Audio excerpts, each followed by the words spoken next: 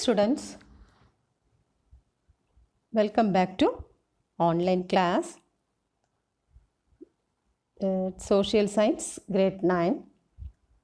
So today we are going to learn in that Social Science Economics Unit 4 Agriculture in Tamil Nadu. About this lesson only we are going to learn today. Okay. So before starting this lesson, what are the objectives we can see? Here, agricultural activity in Tamil Nadu, land under cultivation in Tamil Nadu, and the importance of water and irrigation in agriculture, and various crops grown in Tamil Nadu, and the crop productivity in Tamil Nadu. About these things only we are going to learn in this lesson. Here, some few headings also there. Introduction, sectors of people involved in agricultural activities, types of land usage, water resource for agriculture, irrigation and crop types, and decadal growth in agricultural production, a yield of productive crops. Okay, so today we can see about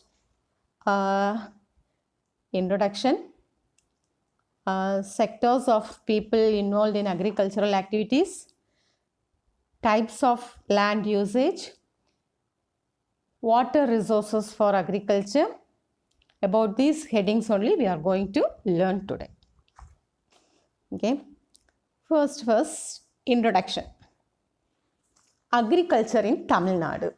We all know which is our state, that is Tamil Nadu. Okay. When did India got independence? That also we know. India got independence on August 15, 1947. Yes, very good. Now, here, most of the people in Tamil Nadu depend on agriculture. Then we all know that in Tamil Nadu, what was the main occupation? People depend on agriculture. Okay. So, at the time of independence and even after 40 years of independence also, people depend on agriculture only. Okay.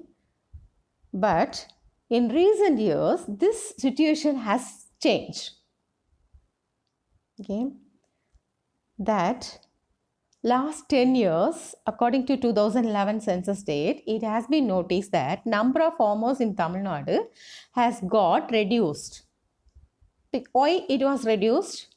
Because they are not doing only agriculture, they are doing different job. Okay. The number of agriculture workers also reduced during the same period, 2011. According to 2001 census, where 49.3% out of the total population of workers were involved in agriculture. So, the percentage has reduced to 49 to 42 in the next 10 years. Okay. So, in 2011, there were 3 crores 29 lakh workers of Tamil Nadu, of which 96 lakh were agricultural workers. Okay. So, among this, in 2011, we can see nearly 55% of women are involved in agriculture, where nearly 1/3, that is 35.3% of the male population was involved in agriculture during the same year. So, compared to male, women only more. Okay. So, next one is the sectors of people involved in agricultural activities. So, who are the people involved in agricultural activities? That about these things only we are going to learn. Okay. Here, a major portion of the workers involved in agricultural activities are landless laborers. We all know our India, actually our country, India is a poor country. That Tamil Nadu, many people are not having land. So, they are considered as the landless laborers. Okay. So, a major portion of the workers involved in agricultural activities are landless laborers. They have no land at all. So, what they will do? They will get the land from others and they will cultivate. Okay. All the landholders do not have the same amount of land. Many have very little land and very few people hold large areas of land. So, according to Tamil Nadu, all the people are not having the same land. Some are having less amount and some are having more large area. Okay. So, during 2015-16, there were 79 lakh 38,000 cultivators in Tamil Nadu. But 5 years earlier, there were 81 lakh 18,000 cultivators. So, there was a reduction in 1 lakh 80,000 cultivators in these 5 years. Okay. So, at the same time, the area under cultivation also reduced from 64.88 lakh hectares to 59.71 lakh hectares, okay, in 2015-16. So, the state of Tamil Nadu has lost nearly 1 lakh 3,400 hectares on an average during these 5 years. Okay. So, the sectors of people involved in agricultural activities, or what are the different sectors means? There are different types of farmers are there. Micro farmers, small farmers and marginal farmers. Students, do you know what do you mean by micro farmers?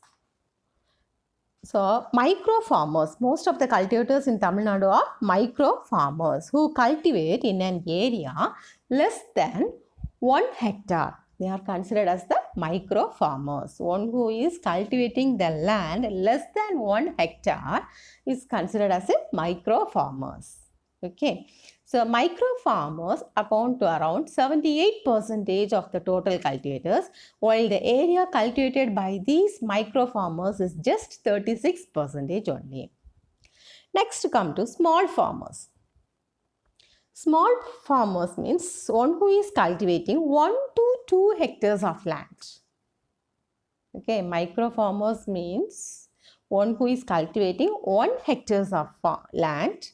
At the same time, small farmers means one who is cultivating 1 to 2 hectares of land.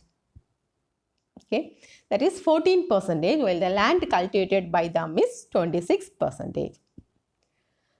Cultivators of scheduled caste farmers are only 1% in Tamil Nadu. And 96% of these 1% are small micro farmers. Okay. Next one is the marginal farmers. The total land area under agriculture is shrinking fast nowadays, isn't it? But also throughout India, the number of marginal farmers has increased in India. In contrast, the number of marginal farmers is decreasing in Tamil Nadu. But while we are comparing in India, the marginal farmers are increasing. At the same time, the marginal farmers was decreasing in Tamil Nadu. Okay, that shows the farmers are doing other occupation. Very clear? So, compared to India and Tamil Nadu, in India, the marginal farmers are more. In Tamil Nadu, it was less. Why it was less means these people are doing some other occupation, some other works. They are going outside for doing some other job. Okay. Next one, types of land usage. Types of land usage. Land, there are different types of land. Isn't it? Agricultural land, non-agricultural land, forest area, barren area, fallow land, like that, different types of land. So, the total geographical area of Tamil Nadu is 1 crore 30 lakhs and 33,000 hectares. This is approximate only, it is not correct. Okay, what was the total land area of Tamil Nadu is 1 crore 30 lakhs and 33,000 hectares. Out of this, only 1/3 of land is used for agriculture. So, how much percentage was used for agriculture? 1/3 only. That is 45 lakh 44,000 hectare. Among this, 17% of the land is used for non-agricultural use. So, how much percentage of land is used for non-agricultural use? That is for building, construction work, that industries like that.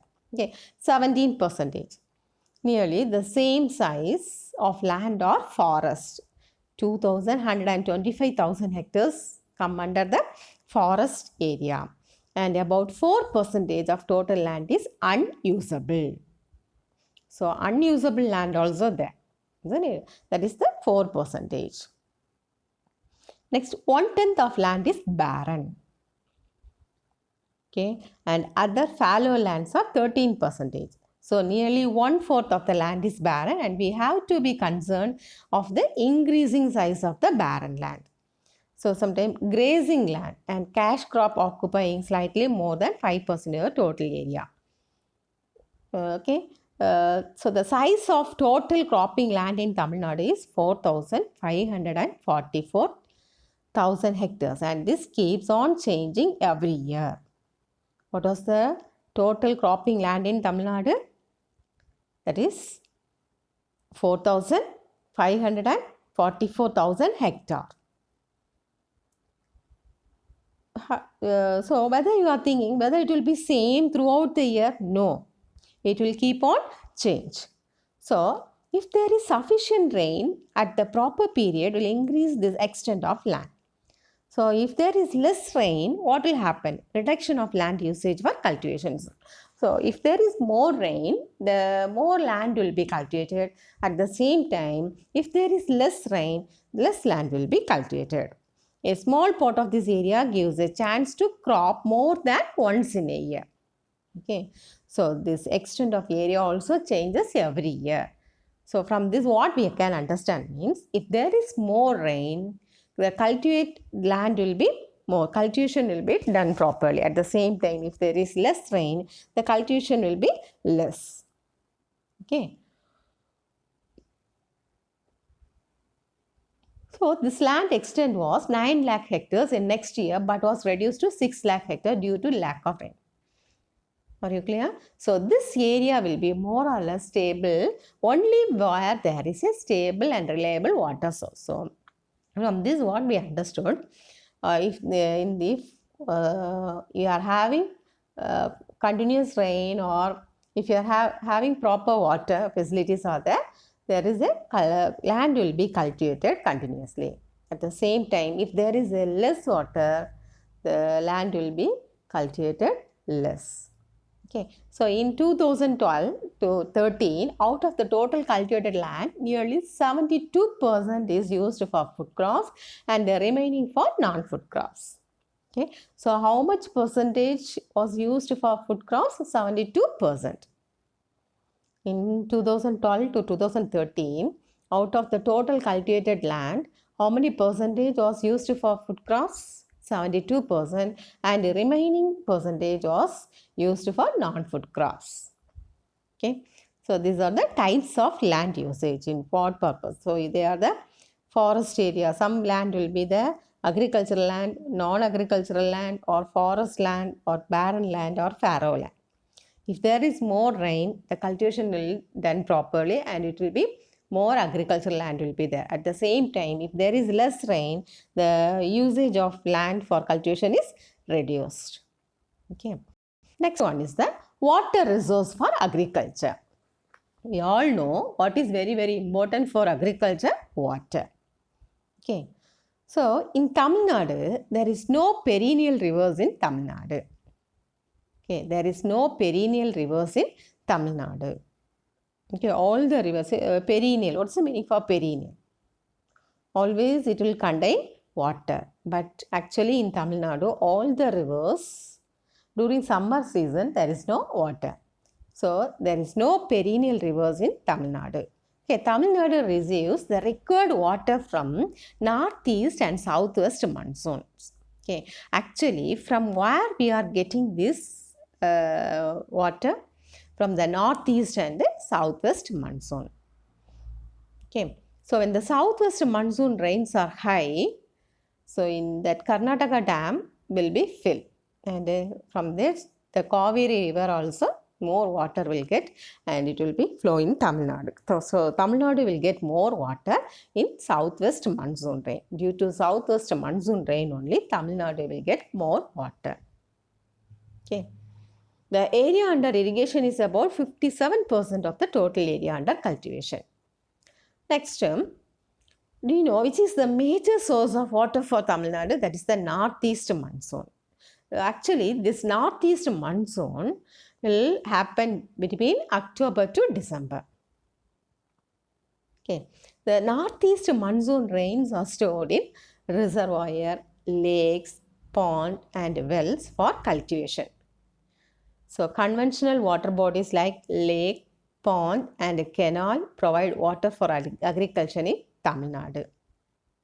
So 2,239 canal run through Tamil Nadu covering a length of 9,750 kilometers, and there are 7,985 small lakes and 33,142 large lakes and 15 lake open wells, and there are 3,54,000 bore well in the state where agriculture is carried out with the help of this water resource.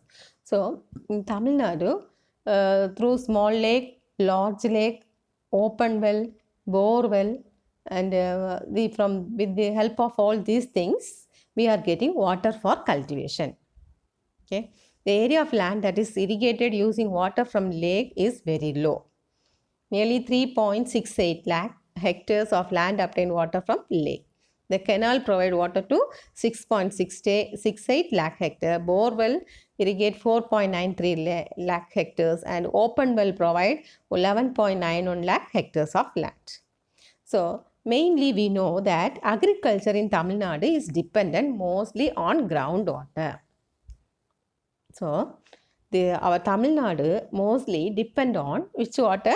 Groundwater for agriculture. So use of groundwater for agriculture create many hardship too. There would be no sufferings if the amount of water taken from the groundwater and the amount of water that goes into the groundwater during the rainy seasons are equal. At the same time, the amount of water taken increases, the groundwater goes down, resulting in complete dryness or change into unusable water. So this also, if there is more rain, the groundwater will increase. Okay. At last, there is a Union Groundwater Board is constantly monitoring the level and nature of groundwater. What is the duty of this Union Groundwater Board? It will monitor the level and nature of groundwater. So from this what we can understood means in Tamil Nadu agriculture is dependent on groundwater. Okay. It is very urgent and necessary to regulate the usage of groundwater. So this is very important for sustainable farming also. Okay.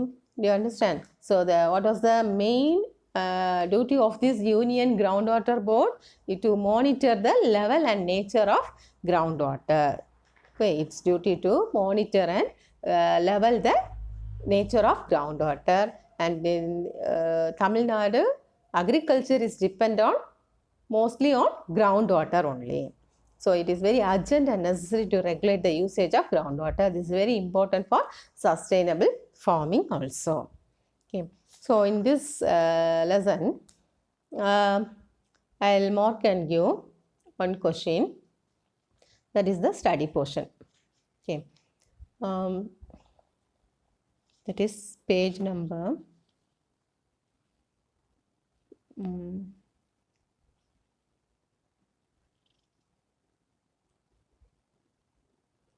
Yeah, Roman number 4. That is, give 2 example for each food crops and non-food crops. Okay.